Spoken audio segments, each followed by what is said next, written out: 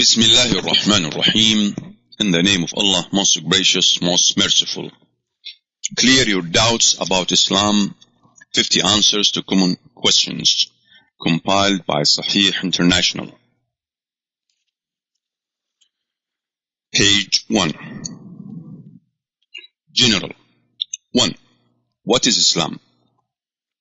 Islam is an Arabic word which means peaceful, willing submission to the code of conduct ordained by God. So Islam is a religion, but it is also a complete way of life based upon a voluntary relationship between an individual and his creator.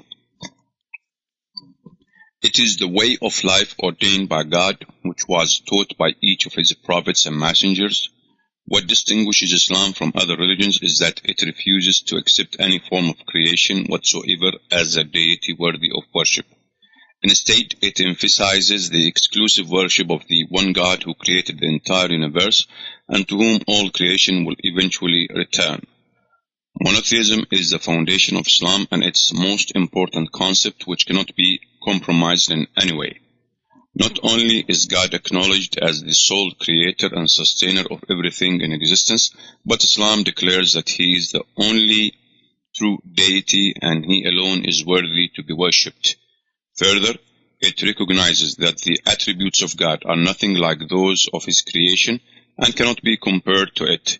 He is absolute, perfect, and unique. 2. What is a Muslim? A Muslim is someone who practices Islam, that is, who willingly submits to the revealed directives of God. Everything in the universe is inherently submissive to God, functioning according to the natural laws created by Him. Human beings are physically Muslim in that their bodies function according to the genetic program set by God for the period of time He has decreed. A Muslim in the religious sense or Islamic sense, however, is someone who consciously commits himself or herself to the worship of God alone, not according to his own inclinations or those of other men, but according to the method conveyed by God through His appointed prophets. The Quran gives many examples of people who lived before Muhammad and believed in and obeyed the prophet that God had sent them. They entered paradise because of their obedience to God, and that is the meaning of Islam. All the prophets of God, from Adam to Muhammad, and those who believed and followed each of them during the period of his prophethood were called Muslims. But since Prophet Muhammad was the last of God's messengers to mankind, a Muslim can now only be defined as one who accepts and complies with the final completed message conveyed by God through him. For rationally, the most recently revised legislation always supersedes and invalidates whatever came before it. 3. Isn't it true that Islam is an Arab religion? This mistaken assumption is possibly based on the fact that Prophet Muhammad was an Arab, that most of the first generation of Muslims were Arabs, and that the Quran is in the Arabic language. But in actual fact, only about 18% of Muslims in the world today are Arabs. The largest Muslim populations are found in Indonesia, the Indian subcontinent, and other parts of Asia. Islam is also widespread in many parts of Africa, and there are substantial minorities in Europe, North and South America, and Oceania.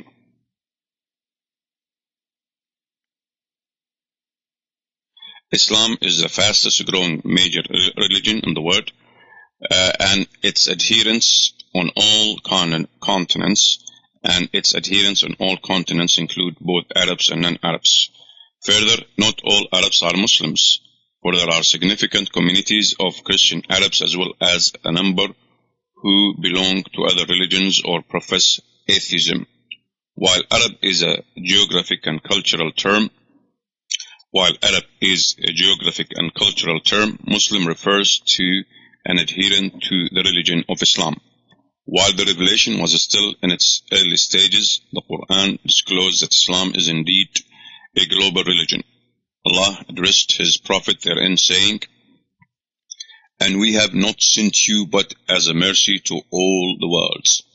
and we have not sent you except comprehensively to mankind, as a bringer of good tidings and a warner, but most of the people do not know. Islam is meant for all people regardless of race, nationality, cultural or religious background. From the commencement of his mission, the Prophet's companions came from a wide range of lands and races. Among them was an African, a Byzantine, a Persian, and a Jewish scholar. All were united in the brotherhood of faith. There are many references in the Quran to the universal nature of Islam. It frequently addresses humanity, saying, "O mankind," or "O people."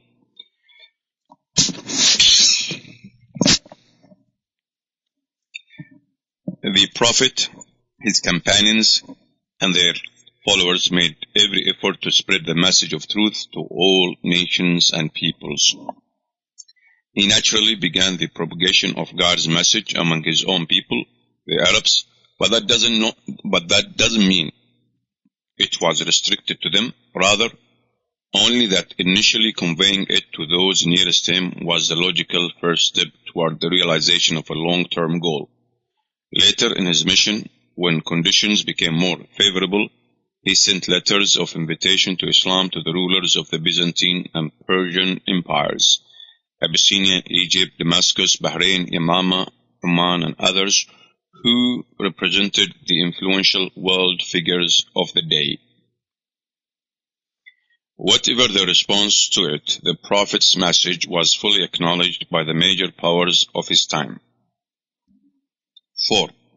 Isn't Islam just another faith based on legends? On the contrary, Islam is the only religion whose sources are authentically preserved, historically recognized, and have remained entirely free of a human alteration and interference over the centuries. Its divine scripture, the Quran, contains no myths or fables and is in accord with established facts of science. It provides an acceptable explanation of the origin. Development, and purpose of the universe, and for occurrences within it. The message of Islam is not new. The message of Islam is not new. What is new is the form of the message, its dimensions and scale. This final revelation has been preserved in its original state, as promised by God when He revealed, "Indeed, it is we who sent down the message, and indeed we will be its guardian."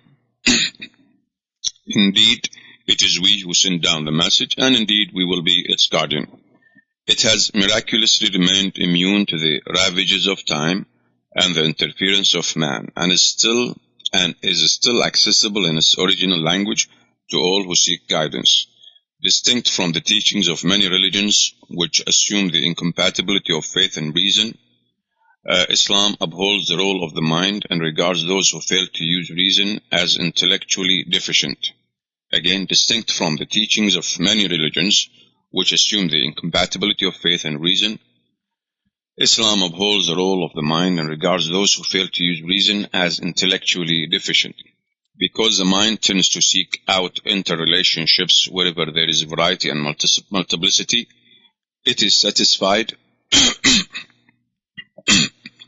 It is satisfied by the Quran's clear and unambiguous statement that everything is traceable to a single source, backed with sound arguments and evidence.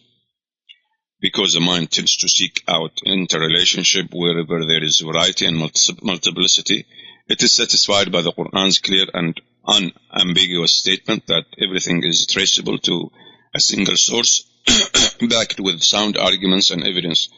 An important feature of Islam is that while it is based exclusively upon revelation from God, never exceeding the bounds of the divinely revealed text, it does not fail to provide logical proofs for its tenets. Islam teaches that one should expect a natural cause for everything that occurs in creation. It promotes the research, study, thought, and contemplation that lead one to faith by conviction rather than blind acceptance. The Quran urges man to observe and consider the signs of God within creation and provide guidelines and provide guidelines for the sound thinking that leads to appropriate conclusions. 5. Don't all world religions have similar objectives?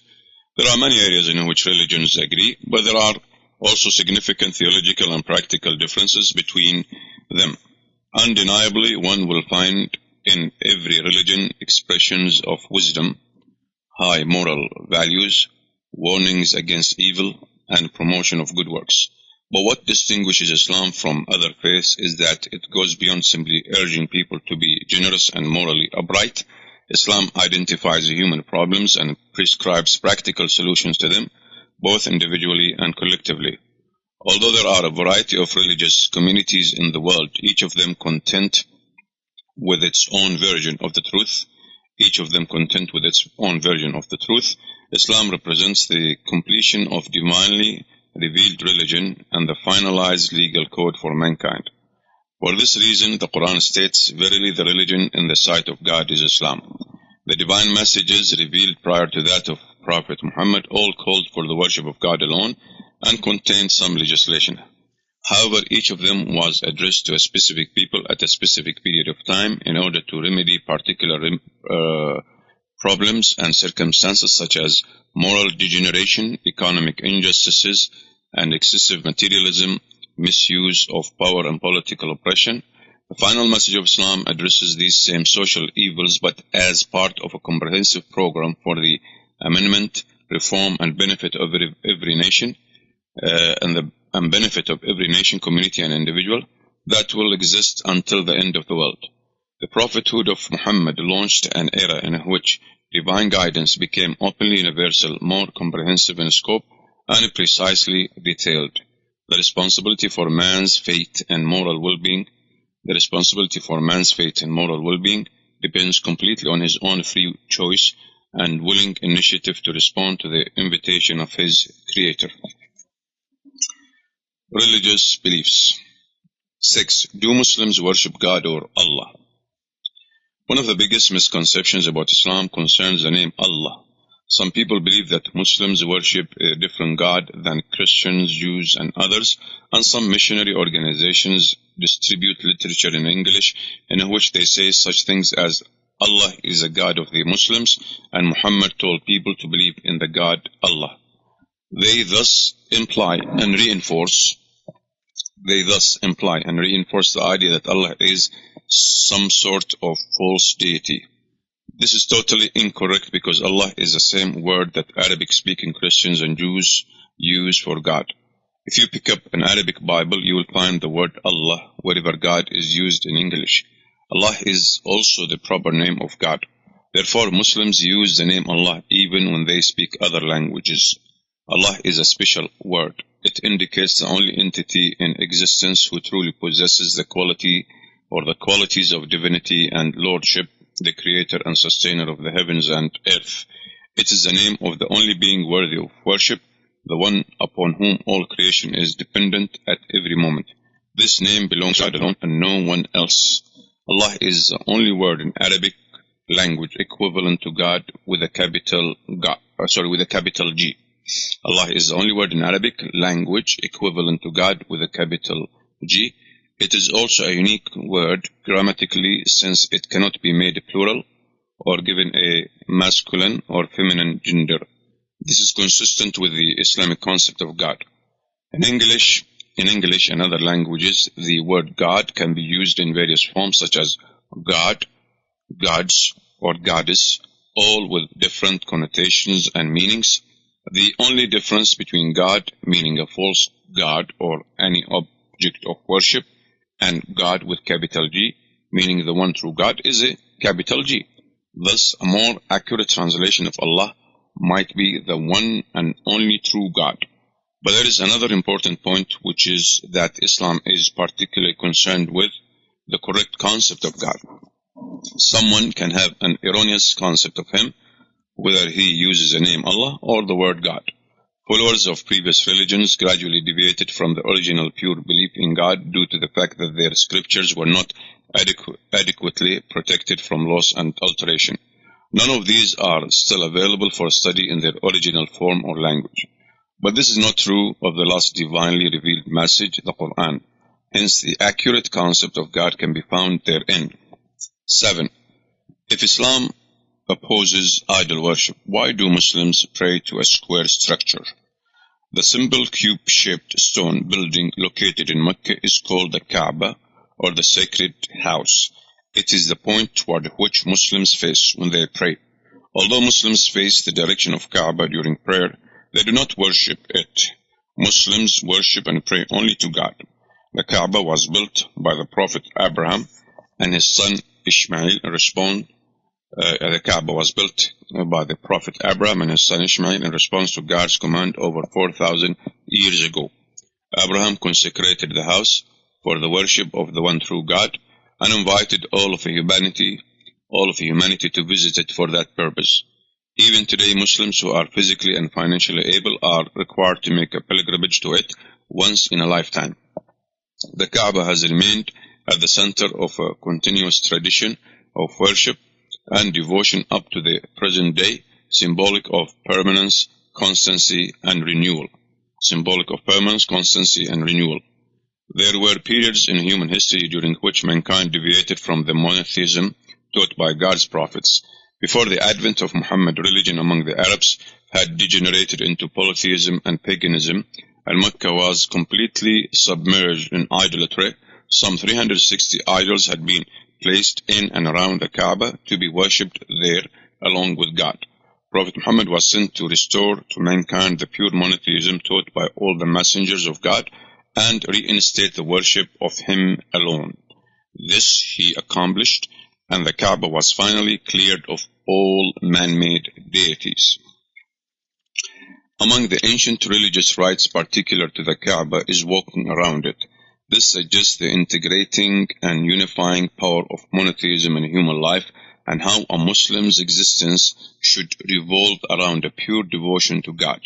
The Kaaba symbolizes the unity of all true religion, the brotherhood of all the prophets, and the essential consistency of their message.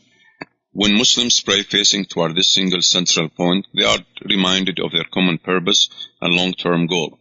Even when standing directly before the Kaaba in prayer, one is not to look at it, but rather at the ground before him. The spiritual focus is on God alone and never upon any created object. 8. What is the purpose and why should people worship at all? The idea of servitude has become distasteful to the modern secular mindset, which concerns itself with individual liberties. Some might say that humanity has no need to worship, and that doing so compromises freedom. They forget, however, that absolute freedom is neither possible or even desirable for all members of a society, and that is why every social order has its laws and restrictions. Studies in human psychology confirm that man is a worshipper by instinct, that worship is instilled in him as part of his nature, and that he tends to direct it to whatever he considers worthy, other human beings, revered customs or superstitions, materialist ideologies, or his own personal inclinations. An object of worship is that to which one devotes the greatest portion of his thought and effort. An object of worship is that to which one devotes the greatest portion of his thought and effort. So one either worships God, or he worships something other than Him, along with Him, or instead of Him. The worship of God alone is liberating in that it frees one from servitude to all else. Many people misunderstand the concept of worship, assuming that it is merely the practice of certain rituals. But in reality, it includes everything done seeking the acceptance of the one worshipped. According to Islam, the worship of God means willing obedience to His orders and prohibitions, which, besides prayer and other religious obligations, include the fulfillment of promises and agreements, honesty and precision in work, teaching and counseling, encouraging righteousness, assisting others, opposing injustice, and so on. Worship is the right of the Creator upon His creation. It is based on the perception that everything was brought into existence by God and is dependent upon Him, in whose hand is life and death, benefit and harm, and the outcome of every matter. Further, it is based on the knowledge that man is an accountable being. Further, it is based on the knowledge that man is an accountable being in need of God's continuing guidance and acceptance. Islam confirms that although it is His divine right, God does not gain anything from the worship of His servants, nor is He harmed by their refusal. He ordains worship for the benefit of the worshipper himself or herself, and this benefit is obtained by him or her in both this life and the next. When a believer understands that our Creator and Sustainer deserves to be worshipped, he wants to do so because of his gratitude and love for his Lord, and because it is inherently right and correct. 9. Why only one God? Could He not create another God like Himself? The implication here is that the existence of dual or plural deities is possible, and hence probable in the view of a polytheist. However, if the questioner claims that God can create another like Himself, we ask, how can this created being be God who created all things when it has itself been created? How can it be like God since it has a beginning, whereas God has existed from eternity? In reality, the phrase create another God is an erroneous contradiction, because the mere fact that something is created means that it cannot be God. It is obviously illogical and irrational to say that something is God and cannot be God simultaneously. The other implication in this question is that if we answer, He cannot, then the power of God must be limited, negating His divinity. These suggestions are not valid because the absolute and unlimited power of God pertains to what is rationally possible and not what is rationally impossible. So when we say no, which is correct, it does not mean that the power of God is unlimited. Rather, it affirms the perfection of His power, meaning that He is not incapable of doing anything that is rationally possible. Our minds cannot grasp the extent of His power, nor can our imaginations. Therefore, we must admit our inability to contain the essence and nature of God within the limits of our intellect. 10. What is the purpose of our creation? Non-believers are unable to provide any convincing reason for the existence of this universe or a human life, or of a human life. People who believe there is a creator assume that creation occurred by His will. People who believe there is a creator assume that creation occurred by His will. But in a world where everything is shown to have a purpose, it is natural for a human being to wonder about the purpose of his own creation. One is surely justified in expecting the Creator who put us on this earth to inform us why He did so and what He expects of us. The Quran informs us that He did that. He did just that. The Quran informs us that He did just that. It says God created us for a test here on earth, conveying His words. It says God created us for a test here on earth, conveying His words. Then did you think that He created you uselessly? Then did you think that we created you? Then did you think that we created you uselessly, and that to us you would not be returned? An unbeliever might decide that the objective of his life will be to collect wealth, obtain position, or pursue pleasure to the greatest extent possible. But none of this will benefit him in the long run. According to His final scripture, God created man to test him with certain responsibilities. He did not intend life on this earth to necessarily be comfortable or satisfying, but merely a trial of limited duration, the punishment and rewards of which will be due in the hereafter. As mentioned previously, most of creation is Muslim, in that it is programmed to obey the physical laws set by God, and this is why the universe functions with balanced equilibrium. Man, however, was given a free will and the ability to either obey or disobey. But God will not allow His universal balance to be upset indefinitely by defiant, corrupt, and sinful people, so He only grants human beings a measure of freedom in a temporary world. The scheme of birth, development, decline, and death provides each with the opportunity to prove to himself without a doubt what he will deserve on the Day of Judgment. which God created for the manifestation of His ultimate justice. The scheme of birth, development, decline, and death provides each with the opportunity to prove to himself or herself without a doubt that he will deserve what he will deserve on the day of judgment, which God created for the manifestation of His ultimate justice. This life is very meaningful and purposeful to the believing Muslim because he realizes that it will determine his outcome and permanent position in the next life. He lives to earn the approval of his Creator in preparation for the final return to Him. We all recognize that people make things to perform specific functions for them, in other words, to serve them. God has made us to serve Him, but with one major difference: it is not for the benefit of the Creator Himself, but for the benefit of us, His creation. The purpose of our existence is thus stated in the Quran: I did not create the jinn and mankind except to worship me. But man's worship of God is not automatic like the vast majority of created beings, but by his own choice and effort, and this is what entitles him or her to honor and reward. How should one worship God in order to fulfill that purpose? This question can undoubtedly best be answered by Him. God has provided every element of His creation, living and inanimate, with guidance. We can thus expect that He would provide us with guidance as well. His revelation instructs humanity what to do, what to avoid, and the reason for it. It informs man what is expected of him or her, how to accomplish it, and the results of continual positive effort. Through Prophet Muhammad, God revealed to man the ways of worship suitable to his physical and psychological nature and individual talents, and in harmony with his particular role on the earth. These, in combination, are what enables him or her to fulfill the purpose of his or her creation. 11. How do you know there is life after death? We live in a world that demands logic and proof, and is not content with only belief.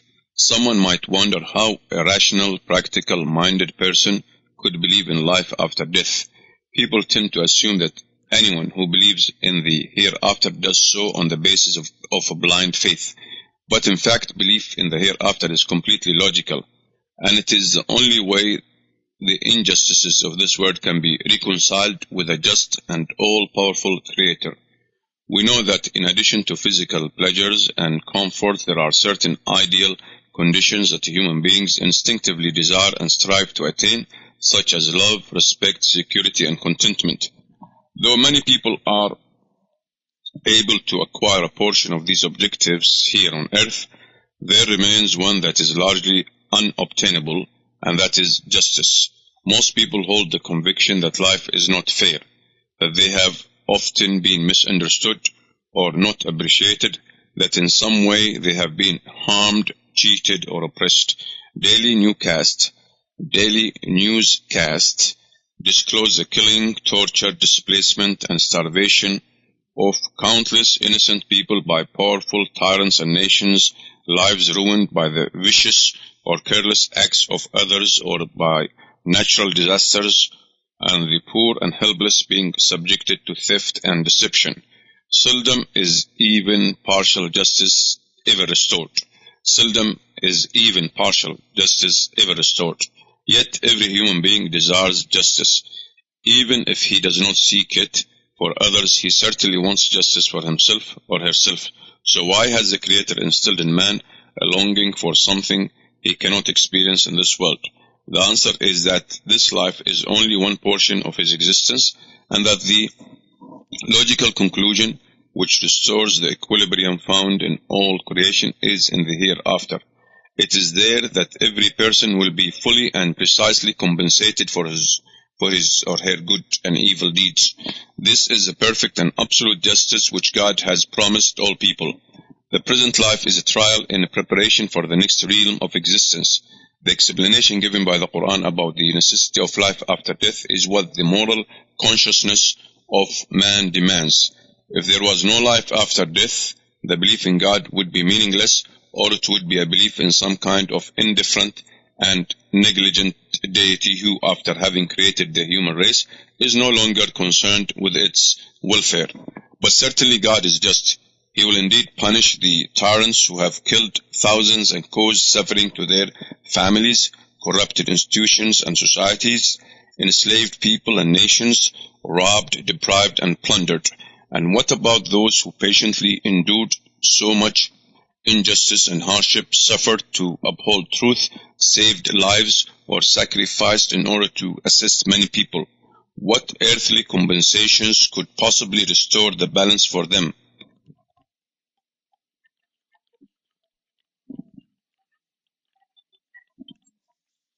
This can only take place in an eternal life where every individual affected in the least by someone's actions will testify for or against him, and where the innermost thoughts and intentions known completely to God will be judged precisely and perfectly. Since man's term of life in this world is limited, and because numerous individuals are affected by one's actions, adequate rewards and punishments are impossible in the present life.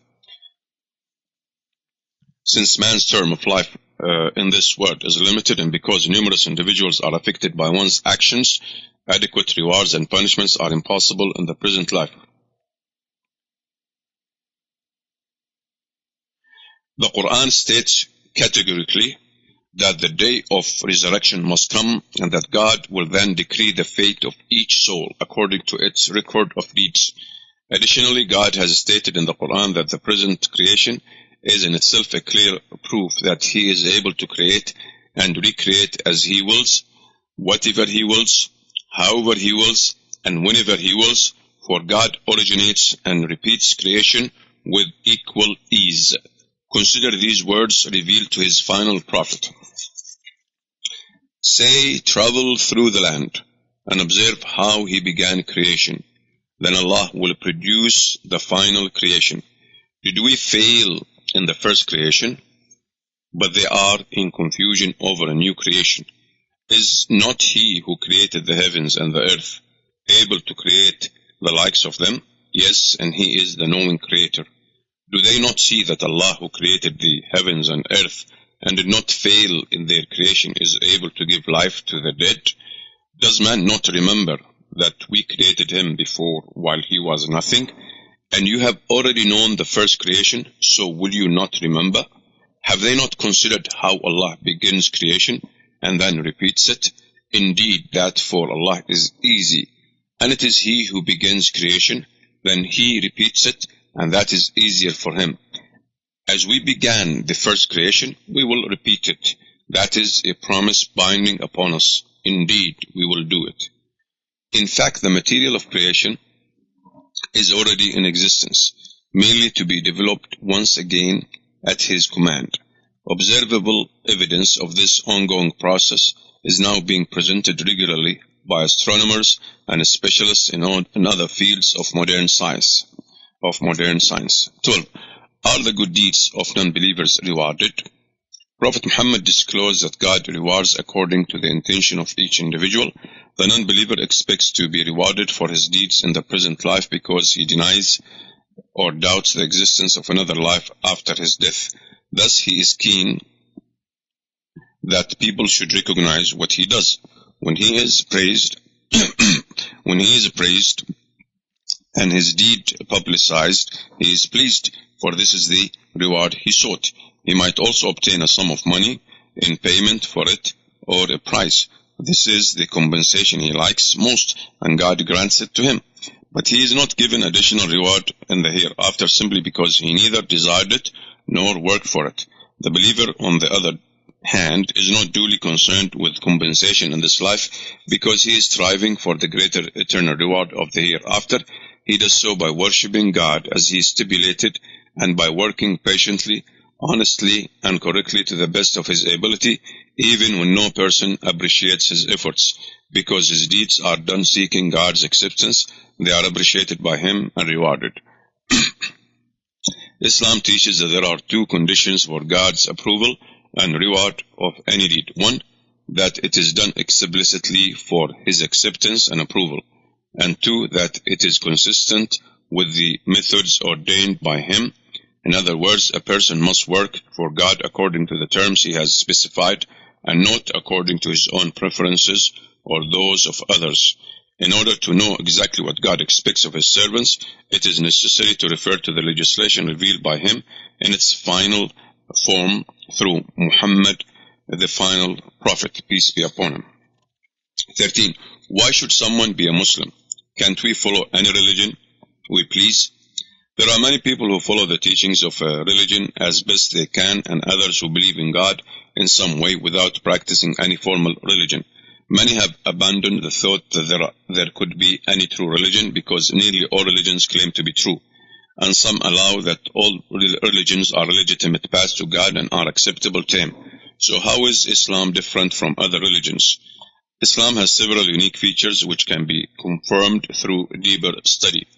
Islam is the only religion whose sources have remained free of a human alteration and interference.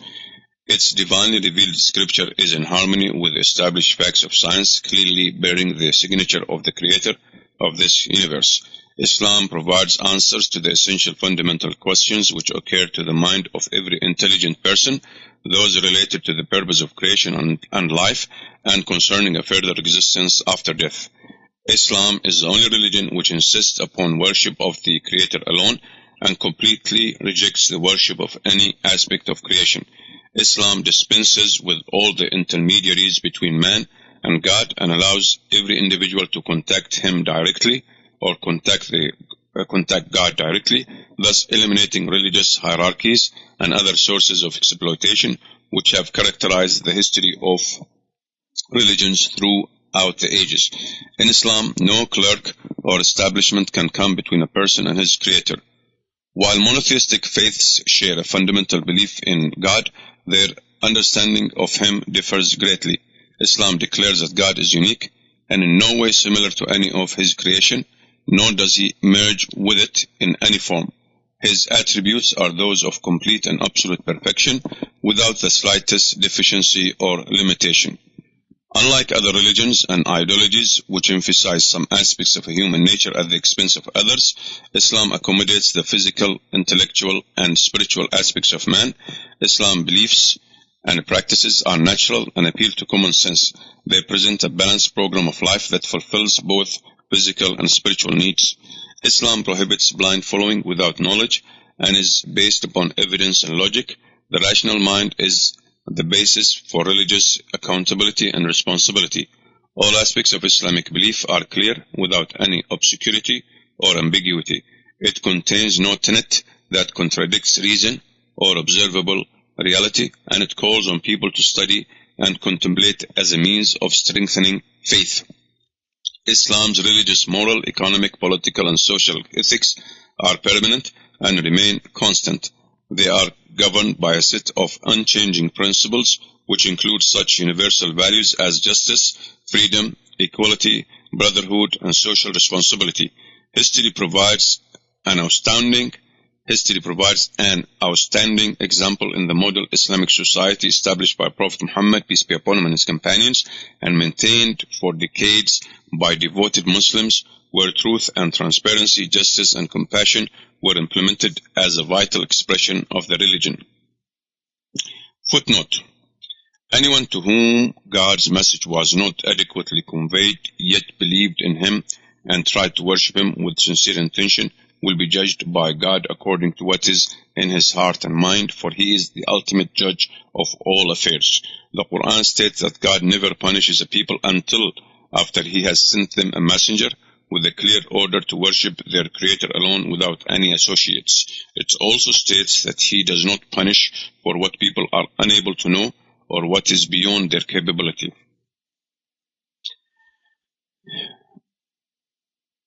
Islam also declares that it is the religion of truth, for this is stated unambiguously in the Quran. However, the Creator does not force His preference on anyone. He wants people to accept right guidance by their own choice and free will, because that is what makes them worthy of His approval and reward. The Quran states, there is no compulsion in accepting religion. The truth has been made distinct from falsehood.